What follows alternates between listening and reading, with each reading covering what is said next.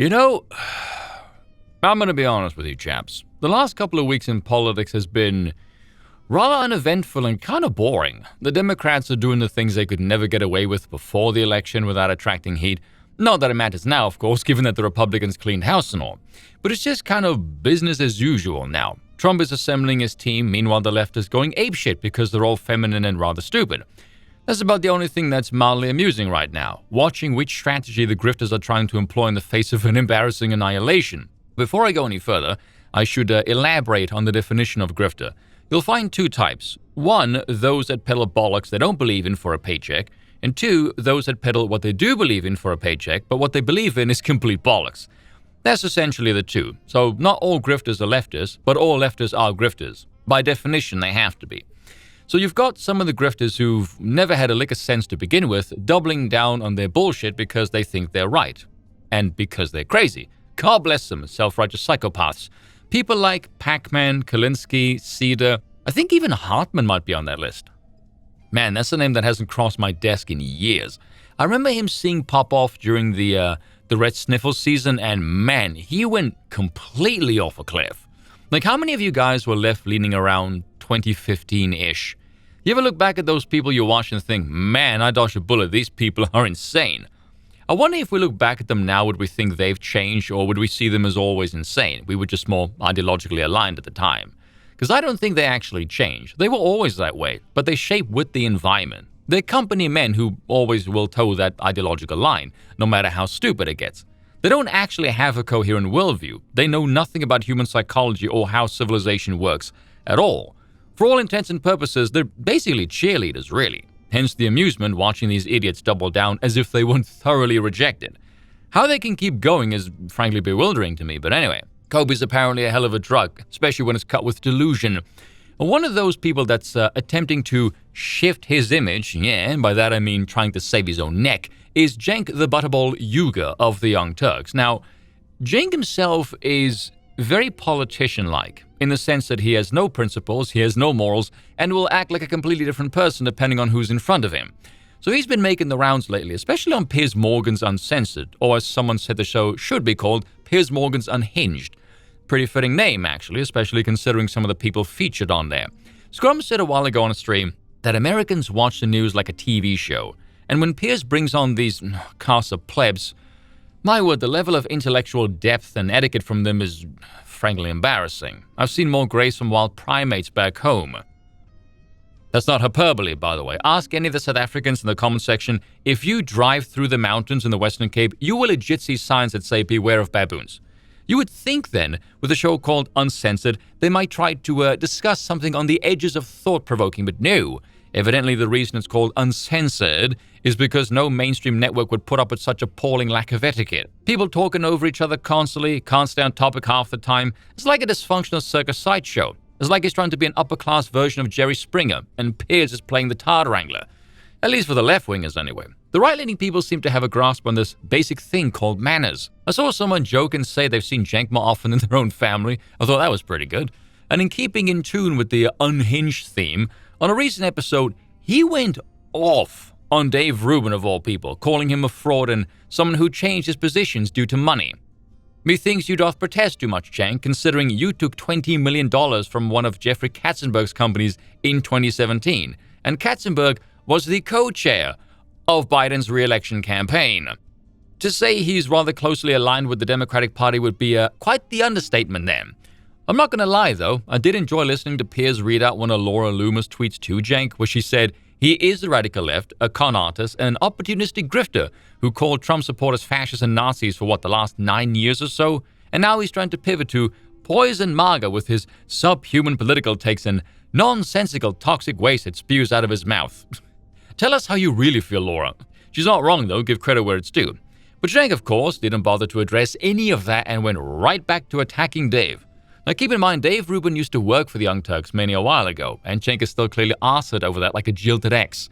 I mean, listen to this. So, but when you go to say, hey, can we get an agreement on things that we agree on? Hell no. The left pushes back because they're so afraid. They got traumatized by the Dave Rubins in the world. They're like, oh, if you take one step, not even in their direction, if you allow the right wing to take a step in our direction, they're worried that you're going to be a fraud like Dave Rubin and change all of your positions overnight. So my friends on the left, do not get scarred by this fraud of a man. You think we can get a translator in here? I don't speak fuckwit. Traumatized by Dave Rubin? Really? Dave Rubin is no intellectual heavyweight by any means. He's vanilla ice cream on a white plate. The man couldn't traumatize a schizophrenic. Ironically, though, he did make Cenk spurg out like one, which is rather amusing. But Cenk was on with Patrick Bet-David on Valuetainment a few weeks back on a video called MAGA Base Has Changed. Rather different behavior. I wonder if it's because he's in studio with Patrick and company and being a belligerent asshole might have physical ramifications. Shame it doesn't stop it from talking out of his ass, though. He just does so in a different way. Here's some of the things he said. So, look, I've been a populist all along, and what's fascinating to me is how much politics in America has changed. Because the left-wing populists, like the Bernie Sanders type of guys, have been standing a post waiting for our right flank to appear at some point. They've been standing there since 2016. Not that you care to remember that, of course. You were too busy calling them Nazis and fascists, you disingenuous twat. For you, what did you notice where you said, maybe I was wrong with these principles that I thought were the right way to think about? I know I was right about this. This is the one thing that whether I'm right or wrong, I'm not compromising. It's my conviction. But I know I was wrong about these two things. Is there anything that you personally went through?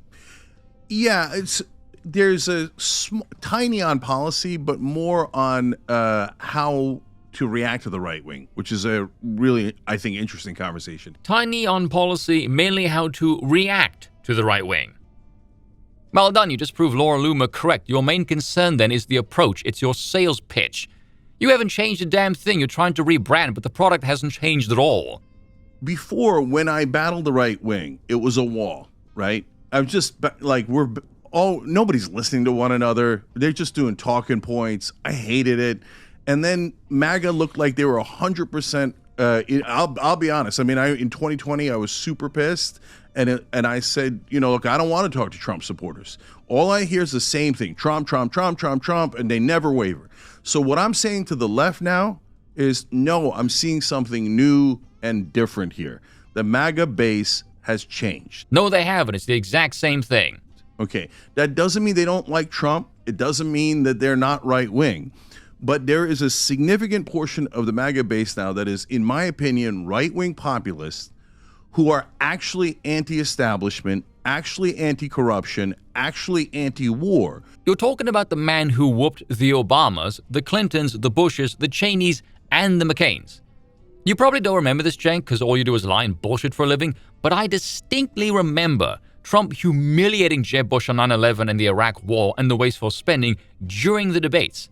I also remember him taking shots at the booze from the audience saying it's his donors making that noise. Everything Trump ran on in 2016, mainly immigration, has gotten worse in his absence. Why do you think he won the popular vote this time around? I would guess well over 90% of the people who voted for him in 2016 and 2020 voted for him again in 2024. There's been no change in the MAGA base except maybe for the growth. What world do you live in? But what the Democrats, and this is a cultural problem, right? So on policy, I'm totally left-wing. And this is where I launch into sixth gear. Spare me your pathetic two-faced weaselness on unity, butterball. A little over 2 weeks ago, you were calling Trump a fascist repeatedly on trigonometry. Like I said, different person depending on the audience. Amusingly, a post pointing that out is the most liked comment on that Valuetainment video, actually. All your prior opinions are available at the click of a button. Apparently, Cenk doesn't know the internet is a thing, which is bizarre considering his business runs on it. Frankly, I don't know what's more astonishing, him thinking this pitch will work or him insulting our intelligence thinking it will work. Let's be real here. Democracy does not work. Money is the currency that puts the people on the ballot. You don't really have choices. A man is no less a slave simply because he can choose a new master. Thank you, Lysander Spooner. No relation, by the way. Your voting is nothing more than a means to an end. You have no power at all. Pretty sure I've said this on a previous video as well, but it bears repeating. If you're going to be a political grifter, oh man, leftist grifting is the creme de la creme of slop grifting. You get to advocate for absolutely batshit insane policies, And when none of what you ever want comes to fruition, or doesn't work out the way your fairy tale idealism imagined it would, there's no deeper examination of anything. No, you just get to blame all of that on corruption. The reason I find this so funny, personally, is because these people think I'm some kind of an authoritarian for being sympathetic to monarchy. Meanwhile, they want all the qualities I desire in a king, only they want to see this in an entire bureaucracy with no incentives as to why this would ever work in a million years. This is why I said in a previous video, How to Frame Break a Liberal, which did unusually well actually, ask them, what do you think the state should be able to do? And then ask them, why would the state listen to you?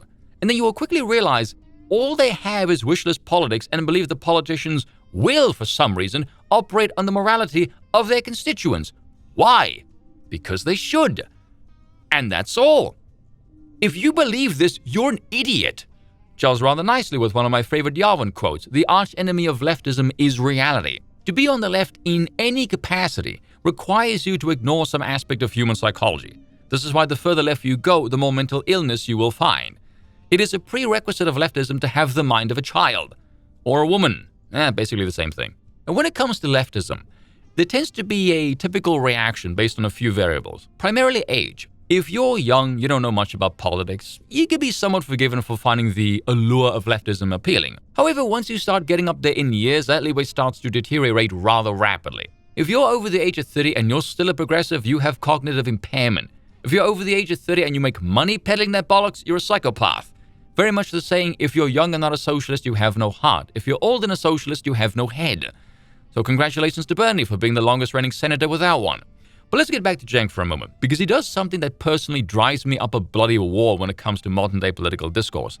He says absolutely nothing of substance whatsoever, just vague sloganeering bullshit. Two things he keeps yammering on about: the need to unite, why, and the word populist, as he mentioned at the beginning there. A word which he says about 9 times in the space of roughly 20 minutes and never once defining it, which forces me to inquire, what the hell does that even mean? From what I can gather, it just means my faction likes X. That doesn't tell me jack, nor does it make it functional or moral, but it carries on as if sheer demotic desire will somehow make it so. That's not how reality works, you dillweed. If I'm in a room full of heroin addicts, guess what's real popular? Doing heroin. One thing I want people to understand though, you can sympathize and even agree with someone you heavily disagree with politically on diagnosing a problem. That doesn't mean you have to agree on the solution. Bit of a radical example here. You can read Marx and believe he has some adequate critiques of capitalism. That doesn't mean the wholesale abolition of private property is the solution, because that's obviously retarded. Which leads us back to Cenk and his moronic notion of unity, especially given that he admits to being totally left-wing on policy.